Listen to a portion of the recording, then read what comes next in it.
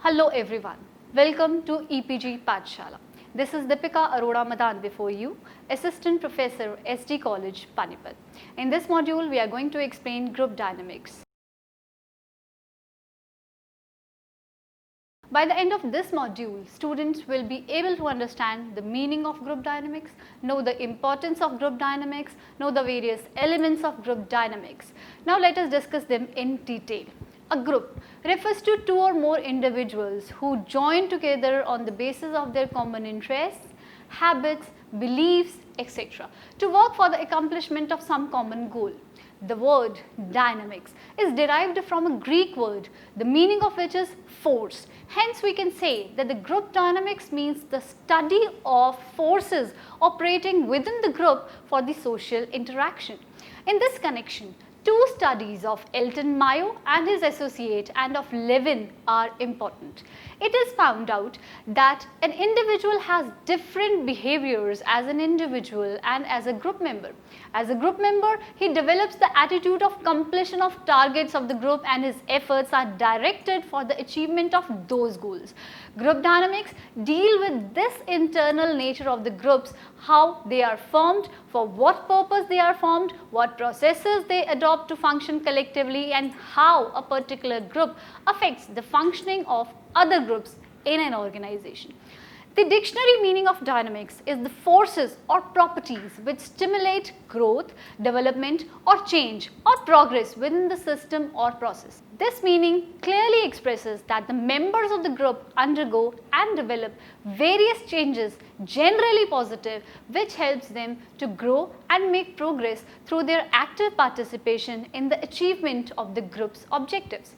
According to Kurt Lewin, group dynamics deal with the internal nature of the groups, how they are formed, what structure and processes they adopt, how they function and affect individual members, other groups and the organization. Kurt Lewin was the person who stressed and popularized the concept of group dynamics in 1930. According to Hackman, group dynamics has generally democratic leadership participation and overall cooperation is expected from all the group members.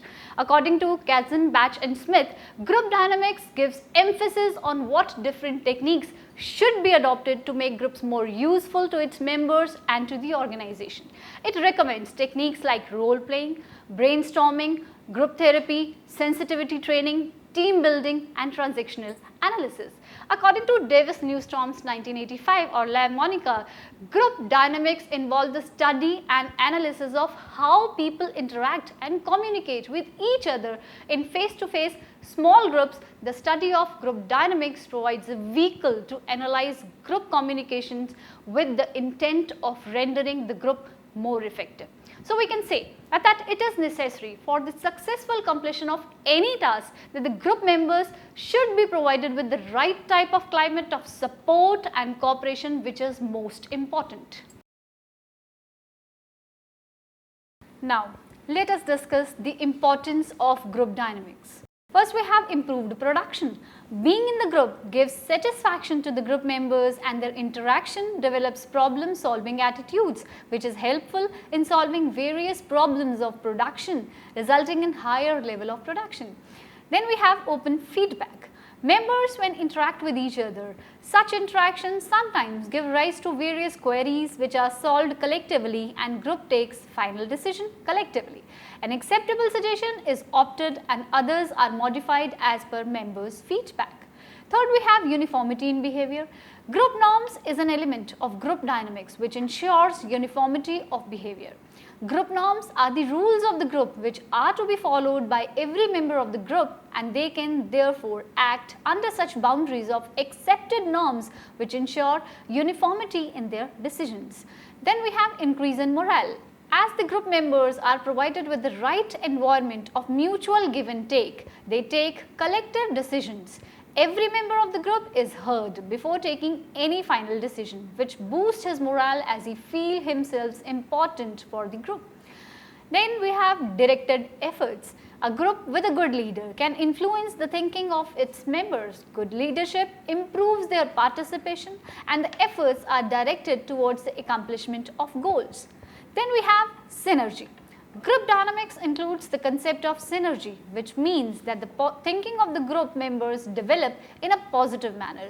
With positive thinking, they can complete their targets effectively, efficiently and before time. Then we have promotes team spirit. Group dynamics encourage group members to work collectively as a team. They develop the nature of mutual give and take, which promotes team spirit amongst them. Transformation of thoughts. With right type of environment of open interaction, healthy discussion and proper feedback, even negative feelings can be transformed into positive reactions. The attitudes, perceptions and ideas of the group members depend on the group dynamism. Then it is less absenteeism. It is the effort of the group leaders to maintain their healthy environment conditions in the group where everyone feels satisfied and contented with what it is going on in the group. Every member of the group should be given importance and his suggestion, if any, should be properly heard. In such a case of being highly satisfied, employees do not wish to miss any of the group decision or activity, resulting in lesser absenteeism. Then we have lesser turnover. There are a number of groups operating in an organization. Formal groups are formed by the manager for the achievement of organizational goals, whereas membership of informal groups depends upon the sweet will of the employees. They choose to be the member of some particular group depending upon their own interest. If the employee is a member of group wherein he feels happy and contented, then he would not like to lose that group in any case, resulting in lesser cases of changing the present job and turnover. Then lastly, we have clarity of roles. Under group dynamics, members of the group are provided with particular roles to play depending upon their interests, their abilities, knowledge, specialization and competence, thus promoting clarity of roles. The members know that what kind of performance is expected from them. Now let us discuss the elements of group dynamics. We have some elements of group dynamics which are group size, group composition, group norms, group status, group leadership, group roles, group cohesiveness and group climate. Although no limit has been prescribed regarding the number of members to be included in the group, but for better interaction and cooperation, it is suggested that the group size should be kept minimum so as to have better control over the activities and performances of the group members. Regarding group size, according to Henry, for best participation and for the highest all-round involvement, we have some optimum group size. That is healthy interaction, better communication will be there, better participation, better involvement of all the group members, it builds confidence and it is also getting approval with less criticisms. Then we have group composition. Group composition refers to the compatibility of the group members with each other, how much they feel relaxed after being part of the group. This degree of ease or compatibility depends upon the features which are common in between the group members. Such common features can be the age, it can be habits, interests, education, caste, culture, language, income, experience, sex, personality, ability, thinking, behavior and so on. People feel comfortable and enjoy the company of persons who are like them, but this is also not equally true that the group in which they have been put by the organization comprises of such persons only. All group members are different and such difference can be seen in case of formal groups. However, informal groups can be chosen by the person himself on the basis of above common features. So we can say that the group can be classified into two categories, that is homogeneous groups and heterogeneous groups. Firstly, we will discuss homogeneous groups. The members of this type of group generally have more compatibility and cohesiveness due to presence of common features amongst them. They have some same viewpoints, thus reducing the chances of difference of opinions and conflicts. But it is also equally true that if all the group members have common abilities, then it would be difficult for them to cope up with the dynamic and variety of problems or situations. Then we have heterogeneous groups. The members of this type of group generally have lack of common thoughts and viewpoints. Rate of criticisms is generally very high due to presence of various types of members having different caliber and expertise. This type of group has easygoing, as has the ability to solve different and variety of problems and can cope up with dynamic situations easily. Because of this, organizations mostly prefers such type of heterogeneous groups.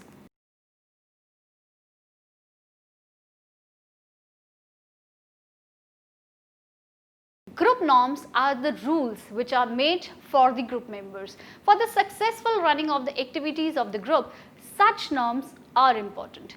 These are standard rules which are binding on the members belonging to the group.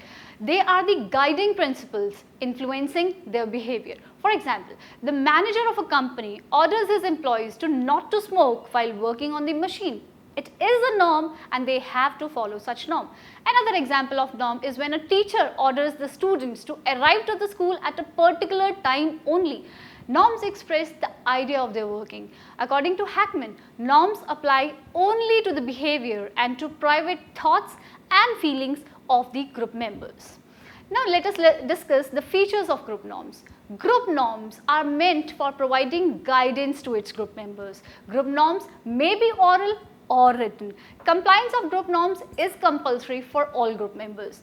Group norms are formed for the accomplishment of the individual and organizational objective. They express the area of working. Group norms are clearly spelled out to all the group members. Failure to follow the group norms may affect the membership of the group members. Types of norms. There are various types of norms. There may be different norms related to different groups. Every group may have different norms on the basis of their working, on the basis of their existence, type of work, nature of industry, etc. Some common type of norms that are followed by the group are position or role norms. Under this type of norm, each person in the group is told about the levels and relationship or role relationship existing within the group, with whom he has to discuss things, with whom he has to report, etc., etc. Next, we have performance norms. Under this norm, the group members are told about the performance expected from the group as well as contribution, or we can say output, expected from each group member for the achievement of group's goal. Third, we have punctuality norms. As the name itself suggests, group may also have punctuality norms in which the group members have to maintain the positive image of the group by arriving on time. Then we have appearance norms. Under this type of norm, the member of the group are prescribed to maintain proper dressing sense, formal looks, dress code, etc., etc. Then we have discipline norms. In this, members are asked to follow discipline while being in group or participating in any of the group activity. Next element is group status. Group status means the position or rank of a person belonging to the group, whether formal or informal. Formal status of a person in an organization is the rank allotted to him because of his technical ability, his expertise, qualification, seniority, etc., etc. Such organizational status of an individual affects the group composition. Whereas informal status of a group member is the rank, regard, or the status allotted to any group member by the group members because of his valuable contribution, efforts, and caliber. The group status motivates the person concerned to work and contribute maximum for the success of group's objectives. Next element we have group leadership.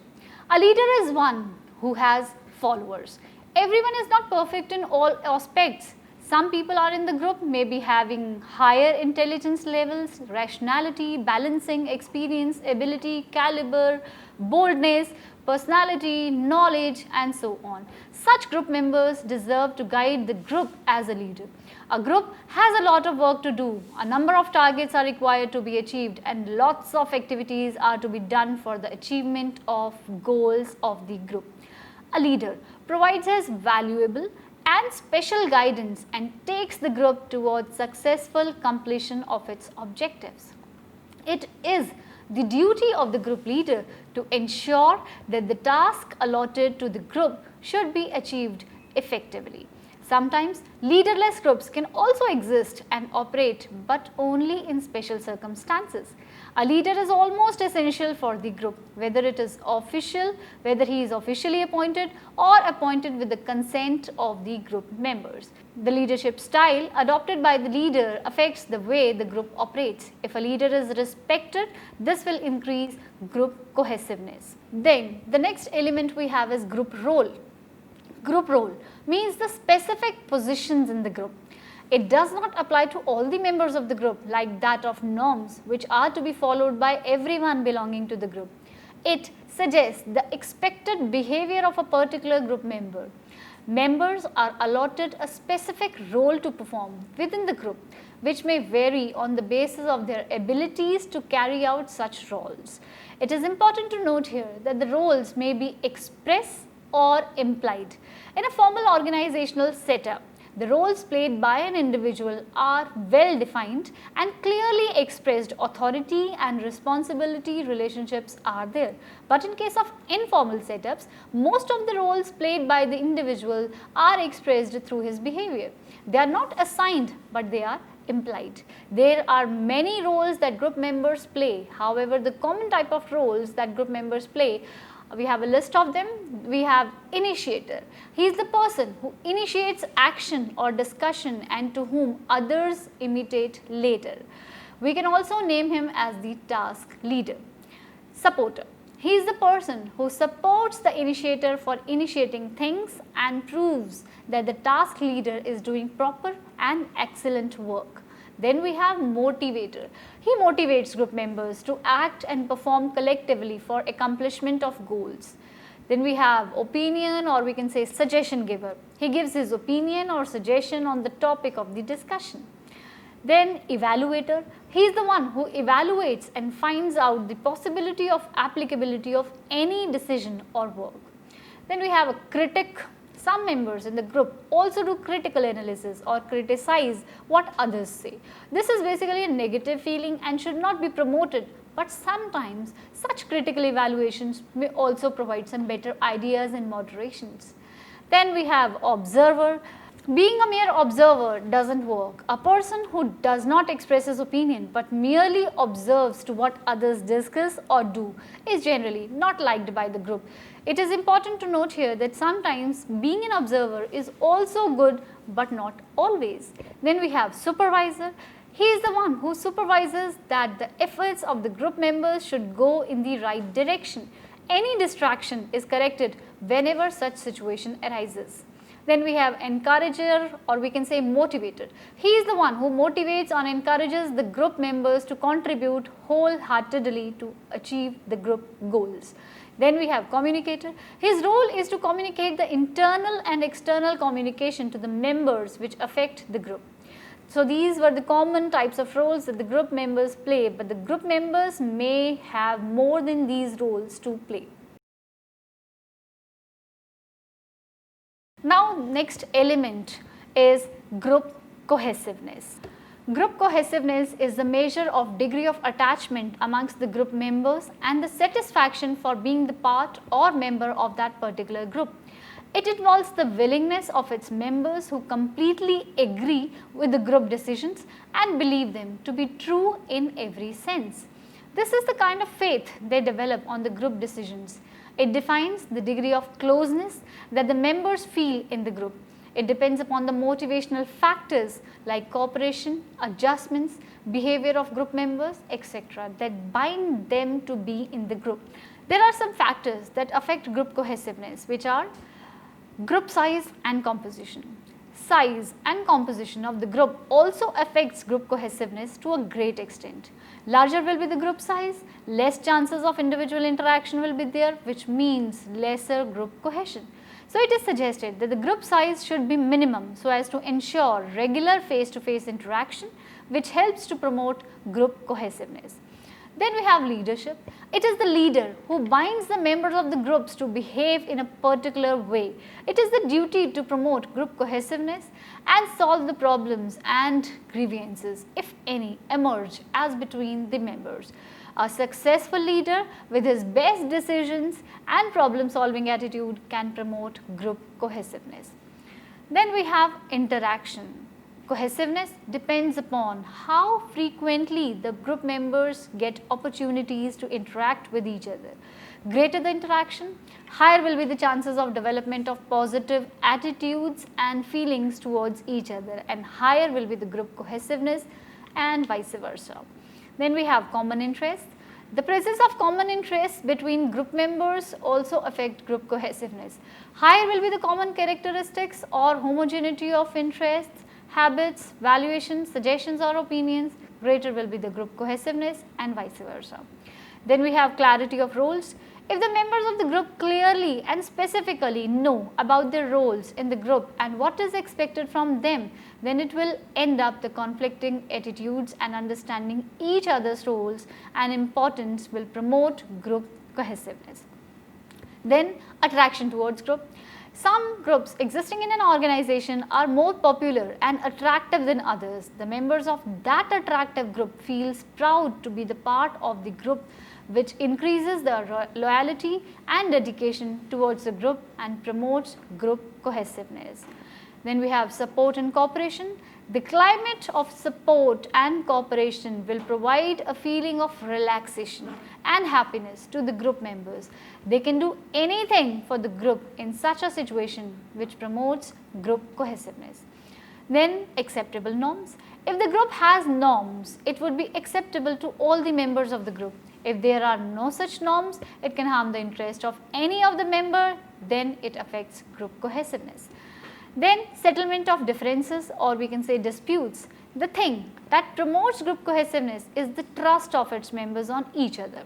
If any of the member does wrong, or if there is difference of opinions of its members on particular point that shaped into disputes or clashes, then those disputes must be settled immediately. Some midway should be considered in such a situation so as to promote group harmony and cohesiveness. According to Dusich 1968, the more easily and frequently member differences are settled in a way that is satisfactory to all members, the greater is the group cohesion. There are some benefits of group cohesion. We can say importance, benefits or advantages of group cohesion are less absenteeism, less employees turnover, satisfied workforce, healthy work environment, motivated group members, high productivity, completion of targets before time, individual growth as well as organizational growth.